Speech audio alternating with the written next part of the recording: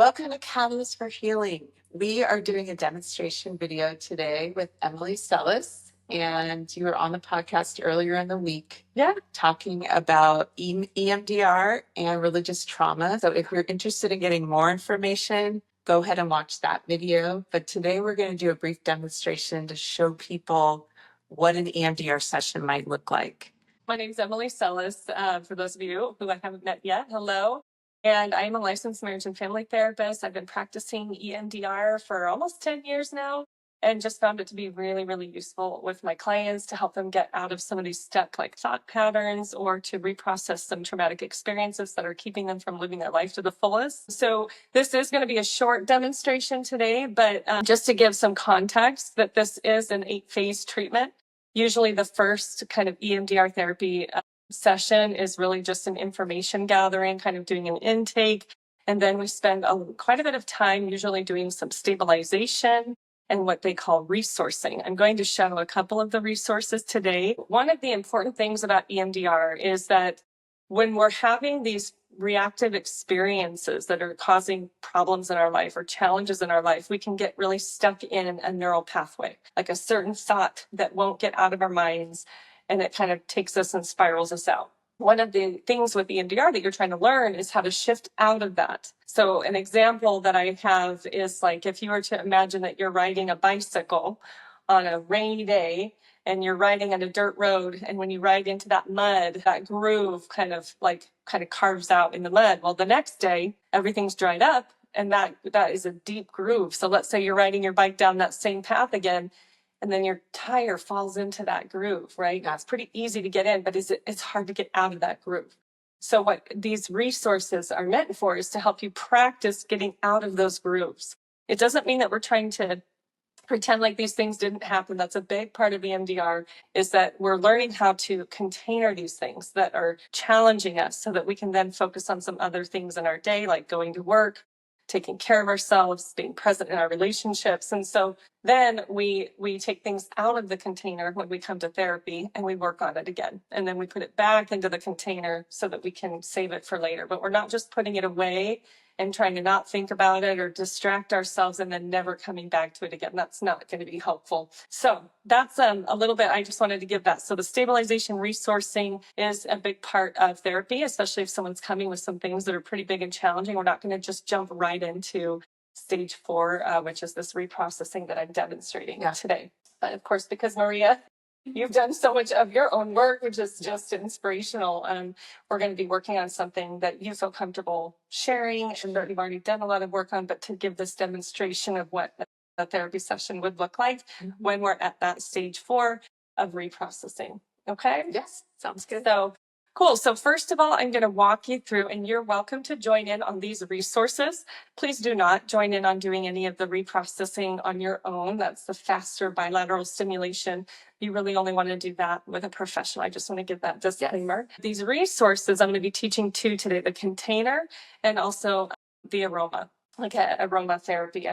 I've got some little things here that I'll be showing. So those are things that you can do alongside Maria as she's walking through this. And you can definitely utilize and practice those resources anytime to help you change states of mind, shift out of a challenging mood or thought that you're stuck in, these kinds of things. So first of all, with a container, I want you to think of something, and this is kind of using your imagination, but any kind of a container that you think would be strong enough or that it would hold some of these negative memories or experiences that you've had. Maybe even you talked about on the Tuesday about throwing up when you were thinking about some church things. So that would be a physical sensation, even just like the ick, the yuck, or so this container is something that will hold those kinds of negative experiences or memories. So just think, what comes to mind for you when you think of a container? The first thing that came to mind was like a wooden box. Okay. All right. One of those that you pull up and... Is it like a chest? Kind of? Yeah. Okay. So does this chest, about how big is it? Yeah. Okay. Like it'd be in front of your bed. Okay. All right. And then is it made out of wood, you said? And does it have any other reinforcements on it? Any metal? Or does it have a lock on it? Does it need to be locked? Okay. Yeah. What kind of a lock is it? I was just picturing a padlock. Okay. So it's like those turn dial padlocks thing. And Who knows the lock combo? Just me. Just you. Okay. All right, cool. So what I want you to do is just to practice this for the first time as we're thinking about this. I want you to imagine, you can close your eyes if you want to. Just imagine opening that chest up, and any thoughts, any images, any negative beliefs about you, any emotions, body sensations. I just want you to imagine thoughts streaming those into the container. And when you're done, just close it up and lock it and let me know. Okay? Yeah. Does that feel contained? Mm-hmm. Okay. So that is the container exercise, and you can practice that anytime you're needing to. Let's say you're having to go out and do some work or something, and then these kinds of like memories or thoughts start coming up. Just pause, take a moment, put them in the container. Right. So this is something for you to practice at various points of your week and your day. So it's a visualization, basically. Yes. And you want to have the same container Yeah. that you're picturing, putting it in, and then you feel like you can set it up. Okay, good. Yes, and there's some other fun things like that you can do. Like maybe you want to leave it in. If we were in my office, you know, maybe you want to leave that. Do you want to leave the chest in my office, or do you have a place that is for safekeeping? Yeah. Or maybe you can imagine catapulting it into next week and say, okay, I'm going to deal with this next week, like to give yourself some more space. So it is a mental imagery thought exercise for you to practice, which is very similar to meditation, right? We're working on removing those thoughts, not having them all be in our heads at the same time. So we're just practicing developing that ability to do those, those things. So that is the container. The next one is the aroma. And so I brought a little container here. So I have these things in my office, and I have just inside of here is a little cotton ball. So I had Maria find an essential oil, and you can actually, I'll hold this for you, and you can just kind of drop some drops onto this cotton ball. This little container becomes something that you can carry with you in your purse or something like that. So go ahead and smell this. So when you're smelling this, what kinds of emotions come forward for you? So I picked citrus because for me, that's very energizing and uplifting, and I love citrus fruits. So you feel energized, you feel uplifted. I love it. What about body sensations? Do you feel like any lightness? You know, some people have a harder time thinking of body sensations. This could be like a lightness in your head, you know, a lifting in your shoulders. Yeah, that's the first thing I was lifting. Lifting. Okay, so lifting feeling. Okay, and then one more question. As you're smelling this, give it another whiff. What's the best thought that you can say about yourself right now? This would be like an I am statement. I am free. Okay, I like it. Okay, so as I've mentioned before, when we're doing the reprocessing of the trauma, the bilateral stimulation is very fast paced to stimulate REM sleep, which is very fast moving back and forth. That's when we're activating the memory network and getting into reorganize and go through all of that. When we're resourcing, when we're doing the opposite, we're trying to access calm energy, the parasympathetic system. We're going to do very slow taps. Okay. So that's why this is something you can do at home. Don't ever do the fast ones on your own and try and access all this stuff on your own. But go ahead and hold this. I'm gonna walk you through. Let me hold it for you. So you can do the butterfly hug here. Okay. So you're crossing, and so you're getting the bilateral stimulation. It's gonna be nice and slow. 1, 2, and we're gonna do 8 of those after you smell this. Okay. So I want you to smell this. I want you to think, I am free. Think about being energized, keep going, uplifted, that lifting feeling. 8, and then take a deep breath, and then let it go. And then we just want to check out that resource. Are you feeling positive? Yes. Okay. Did any of those positive feelings increase, or did it stay about the same? I think increase. Okay. So let's do it one more time. Okay. This time I want you to name this resource. So you might name it free, or you could name it citrus, or you might, is there another word? This is kind of creating a cue word for you. Okay. To be able to have a cue word that cues these positive feelings for you. Authentic. Okay. So I want you to smell this, say authentic, and then go ahead and tap. Eyes closed. Yeah. Either is fine. Yeah. Just relaxing. Okay. Now take a deep breath in. Relax. Did that feel like a good positive resource again? Okay. And the reason that I'm asking you is that sometimes it can happen where we're doing something positive and then a negative thought pops in there, right? Which can happen, and that's okay. We just would move to a different resource if that's the case, because we just want to find a resource that's free and clear from any of these other little like dangly things that can get connected. Okay, so that is your aroma resource, and we're calling that authentic. So your job would be to practice those, right? Then you've got the chest, and then you've got the authentic smell. So the cool thing about this is you're cueing this. So you have this, you can carry it around with you. It's always nice to get a scent to kind of, bring you more mindful. But even if you don't have that, you could even toe tap as long as your legs are kind of like hip width apart. And you can do that when no one else is even seeing what you're doing, and just think authentic, and then just imagine that smell. I am free.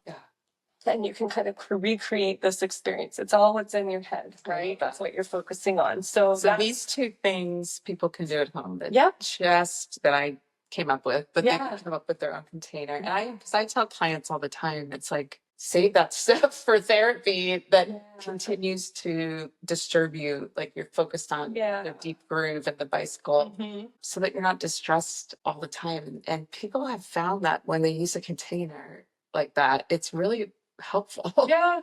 I think what we're really working on is building trust with yourself that you are going to come back and take care of it. Because a lot of times people don't know how to do that work. Yeah.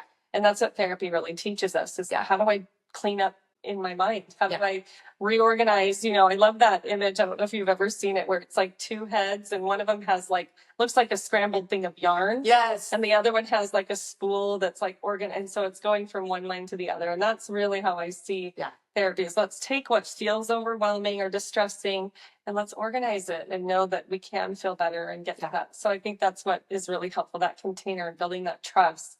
That we are going to get to it where you can feel better. Right. And it just... You don't have to tackle it all alone. You don't have the resources. You're alone and not all at once, right? So we're going to move now to the part that they shouldn't do at home, but we're showing you so that you understand how it works. If you want to find an EMDR therapist, if you feel like this modality could really help me, that's why we're doing this. Yeah. So something that you had said, Maria, the other day was that there's multiple ways to do it. So the original way, the OG way, was doing the fingers in front of the eyes, which some therapists still do. My arm gets tired. So there's a light bar too. Yeah, so there's a light bar you can do with a light bar. And then I have these, which feel like they're from the 70s, but they're not that old. But this has tappers. I'm going to have you take these and hold them and show in your hands. These buzz on either hand. It vibrates a little bit. So as long as Maria's holding it on either side of her midline, we're getting that bilateral stimulation, and this works well for you. What do you think about the online EMDR? Because I've tried that where the ball's bouncing. Yeah. And you do it yourself? Well, I wouldn't do it myself. Yeah. Even as a therapist, I still wouldn't do it myself. But there are platforms with a therapist, like a virtual therapy session. Yeah. Absolutely. I've had a lot of success with that. No, nothing different. It's more preference for the person. Yeah. Because I find the ball, I get dizzy. So I the tapping personally better. Yeah. I think everyone, has a different thing that they appreciate. So it's good to know. And sometimes it's helpful to try until you figure it out. Yeah. Right. So she's got those tappers. When you said there's different ways for EMDR. Well, EMDR is eye movement desensitization reprocessing. And that's what the majority of research is actually based on, is the eye movements. But what they've also found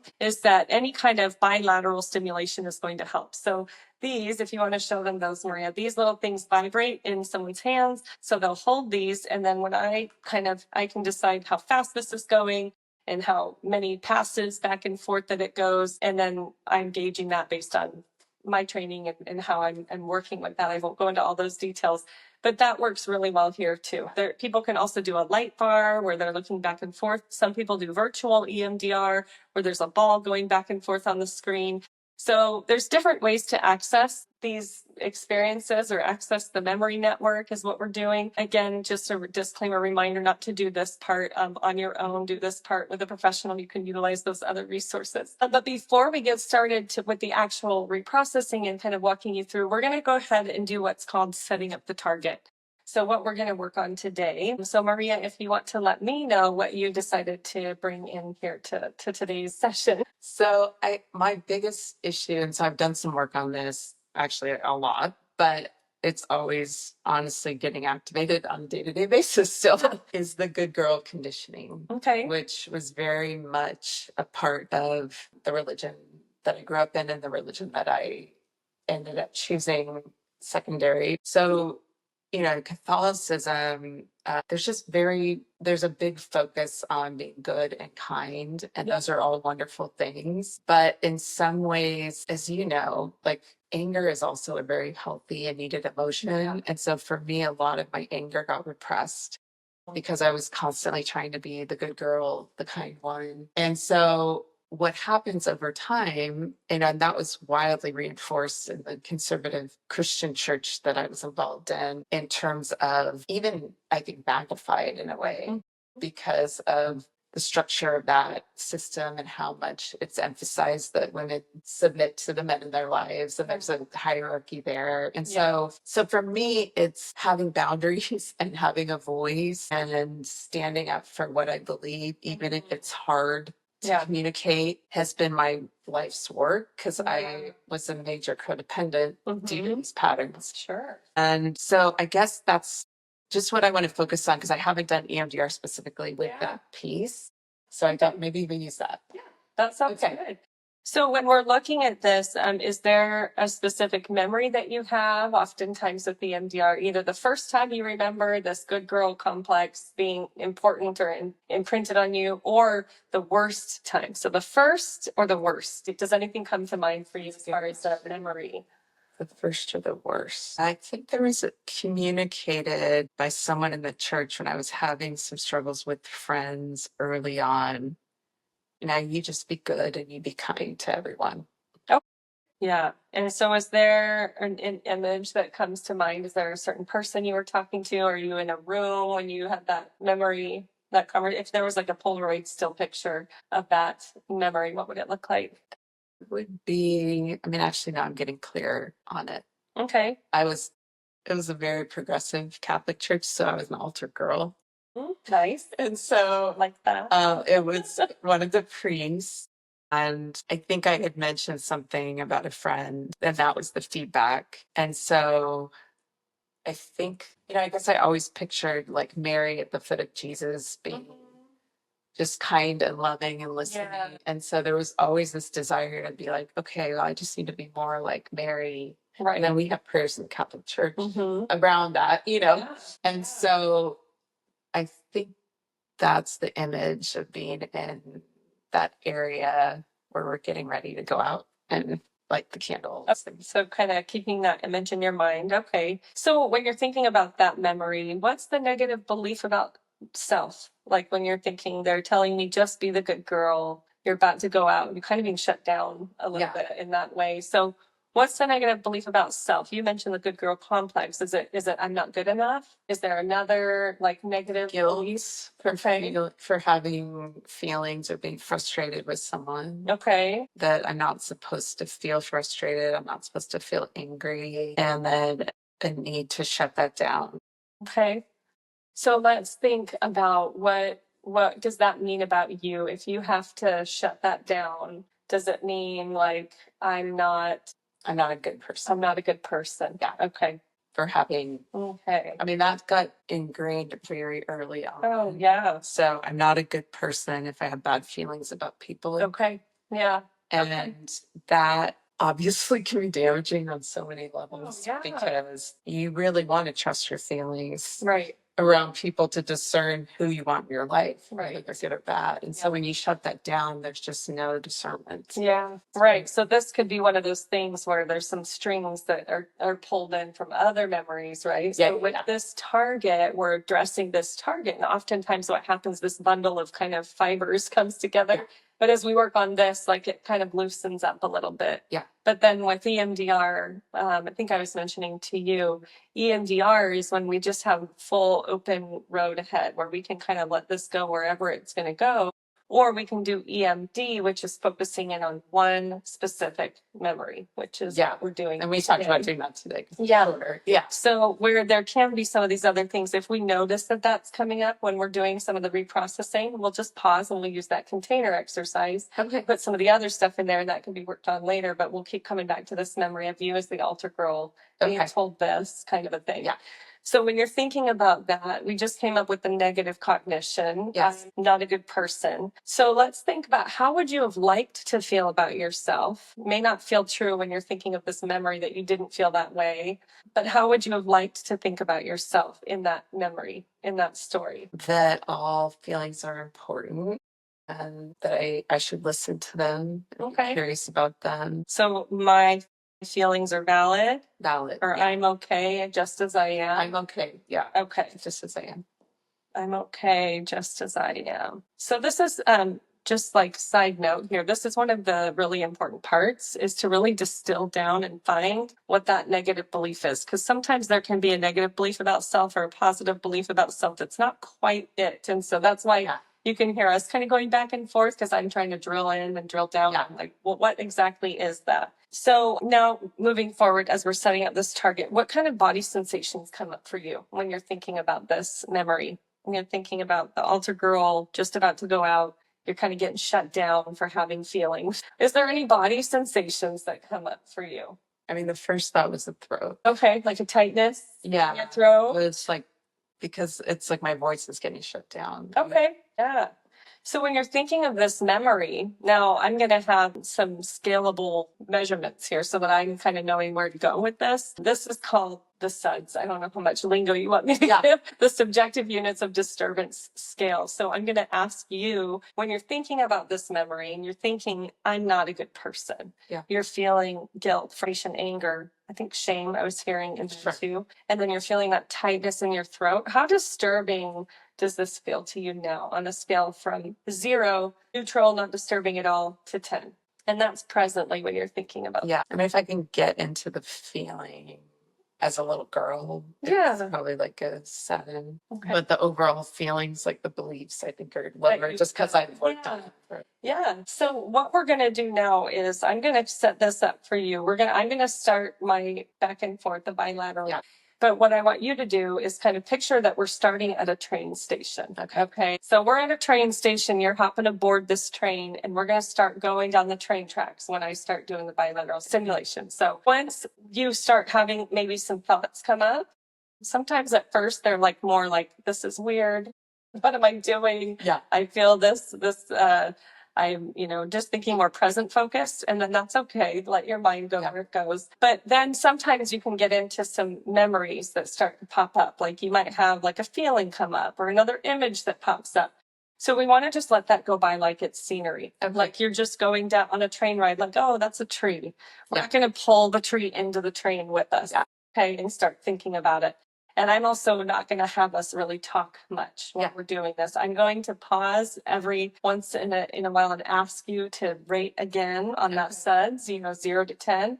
Or I might ask you to give me a few words about what's coming up for you. But please don't go into too much detail because we want to stay out of your mind and out of the cognition. And we want to get into this reprocessing. Okay, does that make sense? Okay, all right. So maybe hands a little wider. Sometimes it's helpful to put, if you want to put a pillow on your lap, that might be more comfortable. You just want to make sure your hands are, exactly, hip width apart. So we're starting at the train station. And I want you to go ahead and just follow my instruction. So just think about that memory. You as the altar girl getting ready to go out and then being told you just need to be the good girl, basically. You're thinking, I'm not a good person, bringing all that present for you. You're feeling guilt. You're feeling frustrated and angry, feeling that tightness in your throat. I'm just going to have you go with that. All right. So take a deep breath. We just did 24 passes back and forth. Let it go. And we're going to go right into another set. Just go ahead. Take a deep breath in. Let it go. And just in a few words, what are you noticing? Any thoughts, images, emotions, sensation? Yeah, there was a definite sense of learning that there's bad feelings and good feelings. Okay, I'm going to have you go with that. Get ready right into another set. Take a deep breath in.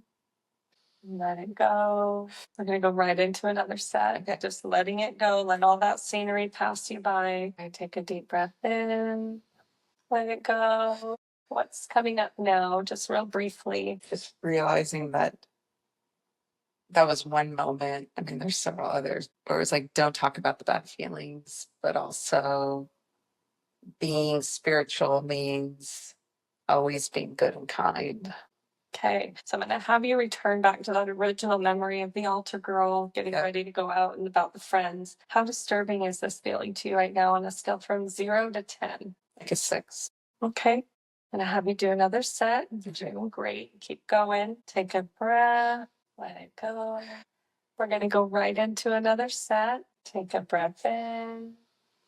Let it go. And then just briefly, what's coming up now? I just have that image of wanting, like me kind of wanting to let the little girl know that it's okay to, or please keep sharing those feelings. Beautiful. So it was kind of like, because I could see her holding her voice back and shutting down and not saying anything about feelings that might come up in relationships. Yeah.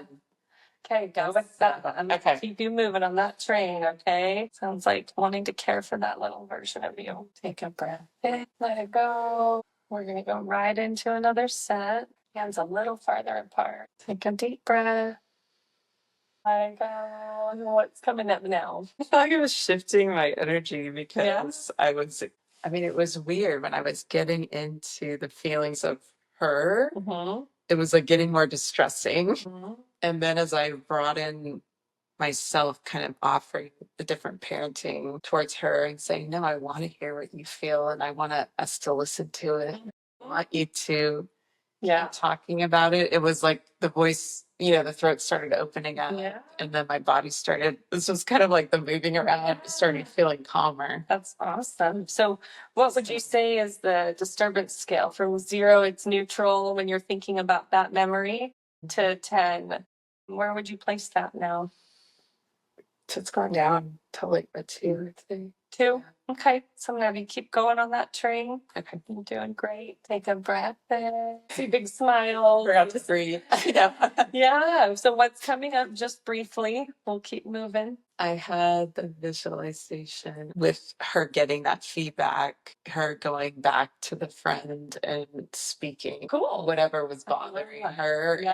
And she felt empowered. Okay, go with that. Okay. Keep going. Take a breath in. Let it go. And what came up on that one? I was just like feeling what she was feeling, which was a sense of relief and her truth mattering. And whether she got a good response or not didn't really matter. It was just the feeling, like we had talked about, the free, authentic feeling. Oh, yeah. That's awesome. Authentic. I just shared. Yeah. So how would you rate this now on that scale from 0 to 10? Does it still feel like a 2? Did it go down? It's a 0. A 0, like neutral? Neutral. Okay. And again, because like it's not like it didn't happen. Right. That's why that word neutral is sometimes better than 0. I agree. I could think about that, and it's neutral. So let's do another set on that 0 just to see if anything else comes up. Okay. Anything else come up? I was just, because I was more like introverted nature, like was big for me growing up. Yeah. Just calming my nerves. So I was just like picturing her in this field, kind of smiling, like relaxing. Yeah. And Love so it. That's so cool when that happens, like kind of a replaying of the memory and playing it out differently. Yeah, okay. Yeah. So we're going to move to the next phase. Like I said, there's 8 phases. So we're going to do the validity of cognition as the VOC. So what I want to do is have you think about that memory, okay, of altar girl and being told, like just be a good girl. And then I want you to think of your positive belief, which was, I'm okay just as I am. So we're looking at the negative memory, the memory of that, and then I'm okay just as I am. So how believable or true does that feel? 7 would be it's completely true. I'm okay just as I am. 1 would be completely false. So where would you place that rating? Say 7. A 7? Okay. So, and again, that is due to, again, this work that you right? Whereas some clients may start at a 1, right? Like Right. it's completely false. Even though we cleared that other down to a 0, it can still flip flop. And this is where And it more might take reprocessing happens. So yeah, but with that being a 7, so I want you to think of that negative memory or the memory of that experience, and then think, I'm okay just as I am. And then we'll do a set with those 2 paired memories and thoughts. Take a breath in, let it go. Did anything come up that would be maladaptive or anything? Okay, so that feels clear. So we're going to move on to the body scan. So I want you to think about that memory. And I want you to think that I'm okay just as I am, and then go from head down to your toes. And if there's any place where, there's any tightness or anywhere else, we'll stop and do a set on that. So just head to toe, you're thinking of that memory and the positive thought, I'm okay just as I am.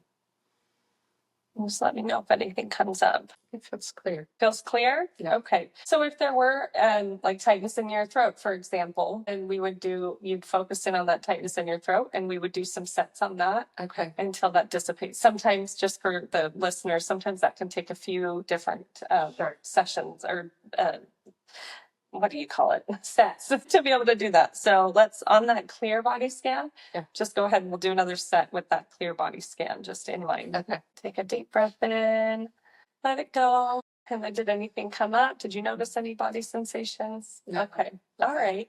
So what we would do kind of at this part would be if, let's say we didn't clear everything out with a client, then we would take a moment to anything that was left over to put it in the container. So if there was any images, emotions, body sensations, we would take a moment to put that in the container and then save that for the next session, get out again. Or if we were continuing on, like if we were at the beginning of a session and just kind of finished here, we would start with the next. We would kind of look at and then start with the next. And that's where it brings us through all the different phases of the treatment. Okay. So that is the example for your audience. That was amazing. I think it was really helpful personally, just because it was ooh, that was an interesting to clear. Is that you kind of shifted even just in your energy, I know, feeling that, but I think people probably because I got just my body was moving around. Exactly. I know, and that's where I love the somatic part of this. It's very powerful. Yeah. Yeah. Well, cool. Were there any questions that you had about or anything you want me to explain to any of your listeners? Covered it. I mean, I think between the interview, again, if you're only seeing this video and you have other questions, we covered a lot more about EMDR, about religious trauma in the previous interview. It was just so wonderful having you here. So thank you. I hope this was really helpful. And again, there's a lot of people certified now. Yeah. One of the best, because people are watching from different areas. Yes. One of the best resources in the United States is Psychology Today in terms of finding a therapist. And you can put in the drop-down menu your insurance. You can put, if you want EMDR, and then it'll show you the people in your area. Yeah. And so Emily's available if you're in the area and you wanted to see her, but we're all licensed state by state. Because some people are licensed in multiple states. But well, and another resource too would be EMDR, and I'll give you that link for the show notes, because that's also kind of the international center for EMDR trainings and and things. So I'll share that with you as well. For sure. Another great Psychology Today is also a great resource. Okay. Yeah. So we'll put that in the show notes as well. Thank you for joining us.